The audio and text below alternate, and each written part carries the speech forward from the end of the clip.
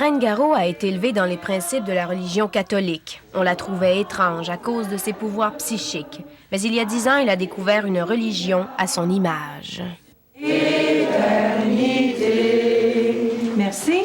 J'ai décidé qu'il y avait des lacunes dans la religion catholique qui ne comblaient pas mes besoins. Enfin, je suis allée dans le spiritualisme. Et bien entendu, quand j'ai dit à ma mère que j'étais pour prendre des études pour devenir révérende avec les talents que j'avais, elle, là, elle m'a pris là, elle m'a pris pour une folle.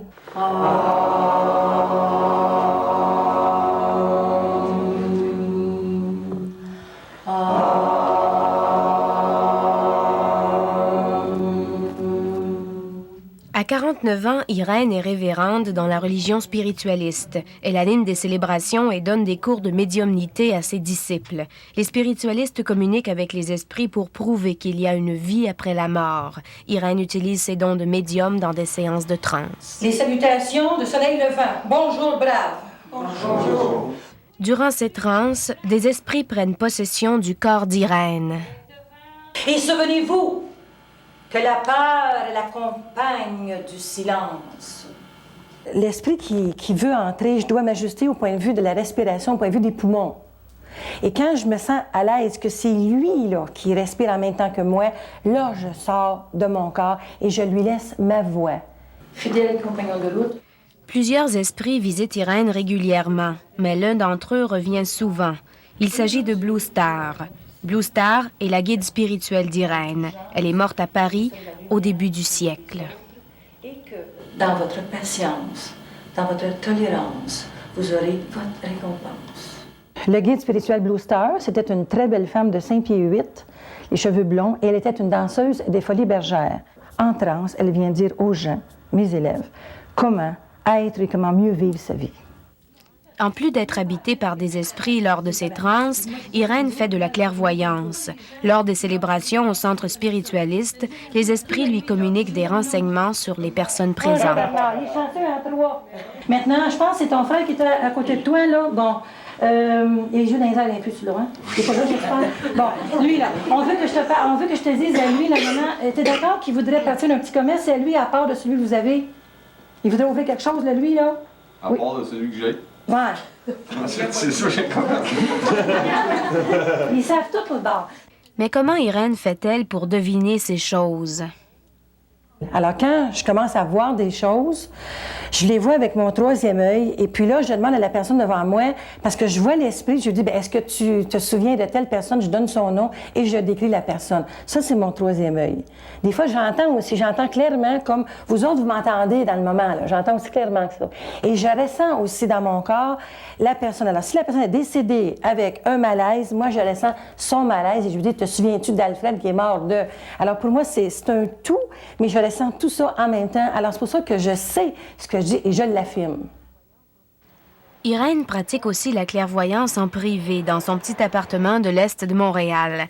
Et pour en avoir le cœur net, nous avons organisé une séance avec 2 volontaires. Alors, tour à tour, Sylvie et Lise se sont assises au coin de la table en attendant les prédictions d'Irène. Tu es d'accord, Sylvie, que tu as mal au dos? Oui. OK.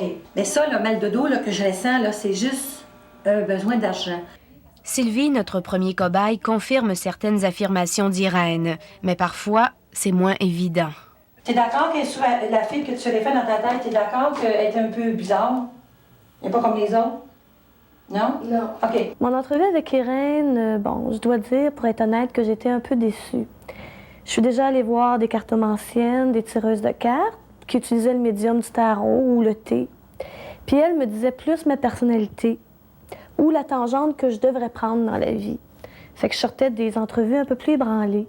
OK, alors voici les gens qui vont consulter les personnes comme qui sont des cartomanciens, qui sont des chiromanciens. Ces gens-là s'en tiennent beaucoup au trait de caractère. Tandis que moi, en tant que médium, c'est le futur que j'amène. Pourquoi? Parce que mon but précis, c'est de voir les choses négatives qui peuvent arriver aux individus, qu'ils aient le temps de changer les négatifs en positif, et lorsque ce sont des bonnes choses qui s'en viennent à eux, qu'ils puissent les multiplier. C'est ça, mon travail. Voyons maintenant si Lise, notre 2e volontaire, apprendra plus de choses que Sylvie. Madame, vous connaissez ça, vous, ce qu'on appelle le petit Jésus de Prague? Oui. Bon. Hein, c'est loin, ça. Alors, on veut que je vous dise que oui, le petit Jésus de Prague est pour la paix, puis lui, il comprend le fond de votre cœur. Ça, c'est une réponse que vous attendiez. Il y a quelques années, je suis allée en Tchécoslovaquie et puis j'étais allée prier Jésus de Prague pour la paix à travers le monde. Pour moi, la paix, c'est bien important, puis j'avais prié. Ça m'a surpris parce qu'en fait, il n'y a pas tellement de monde, je pense, qui sont allés prier Jésus de Prague. Ça vous dit quelque chose, 54 pièces et 99 sous?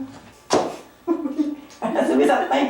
Bien, quand est-ce qu'on vous dit que vous allez prendre le temps de vous gâter? Oui, vous gâter. Elle m'a mentionné un petit fait comme quoi j'avais refusé de m'acheter quelque chose qui coûtait 54,99 $. Et 2 jours auparavant, j'avais vu de très jolies boucles d'oreilles que j'avais refusé de m'acheter parce que je trouvais que c'était pas nécessaire. Elle m'a parlé aussi de mes 4 enfants et elle m'a dit bien des choses qui étaient vraies sur eux. Je pense qu'Irène a probablement une communication avec l'au-delà. Irène consacre une bonne partie de sa vie à la communication avec les esprits. Cependant, ça ne l'a pas empêché d'élever un fils. Camille a aujourd'hui 22 ans. Il se souvient que ça n'a pas toujours été facile d'avoir une mère médium. C'est vrai que c'était pas facile de grandir avec ma mère parce qu'elle avait des dons qui étaient durs à passer des fois, qui étaient durs à comprendre. Te souviens-tu, Camille, la fois, au moment où tu es arrivée, puis elle te dit que dans 3 mois, au mois de janvier, il ferait 24-25 degrés Celsius, puis je t'avais dit de gager avec tes jumps. Je l'ai pas fait, j'aurais passé pour un fou, mais il avait fait 24 en plein mois février. Oui, ça, je m'en souviens. Ça peut être un moment donné là, que j'aurais pu faire de l'argent par rapport à ses dons. Au tout début, il me trouvait pas mal farfelu, lui-ci. Mais quand mon fils s'est aperçu en tant qu'enfant que sa mère avait raison en tant que médium, il a tellement eu de preuves, il a tellement vu de belles guérisons spirituelles que pour lui, maintenant, c'est normal. En tant que révérende de la religion spiritualiste, Irène pratique aussi la guérison spirituelle. Cette fois, elle utilise ses dons de médium pour guérir des malades. Sans les toucher, Irène passe ses mains dans l'aura, c'est-à-dire dans le champ énergétique qui entoure les êtres vivants. Lise Guénette est convaincue que les traitements d'Irène lui ont évité une opération délicate. Il est arrivé qu'à un moment donné, j'avais des problèmes sur le plan organique. Et mon médecin m'a dit que je devais faire enlever l'utérus et l'ovaire. Et le gynécologue a confirmé, c'est dire. À partir de ce moment-là, j'ai rencontré Irène, qui par une poignée de main, j'ai ressenti une chaleur. Et à la suite de tout ça, je suis allée à son église spirituelle où j'ai eu des traitements, des impositions de main, ce qu'on appelle guérison spirituelle. Et 1 an plus tard, je revois une gynécologue pour la première fois et elle ne comprend pas pourquoi le médecin voulait faire enlever l'utérus et l'ovaire. En tant que guérisseur spirituel, il n'y a pas de différence entre nous et le frère André. La seule différence, c'est que lui, à ce moment-là, quand il était au Mont-Royal, il faisait partie, lui, de la religion au pouvoir. Alors, on ne pouvait pas pourchasser une personne qui avait ces talents-là. Mais nous, maintenant, nous avons la difficulté parce que nous sommes une petite religion. Irène Garot, révérende de la religion spiritualiste, gagne sa vie avec ce qu'elle appelle son don de médiumnité. Mais les esprits, on y croit ou on n'y croit pas.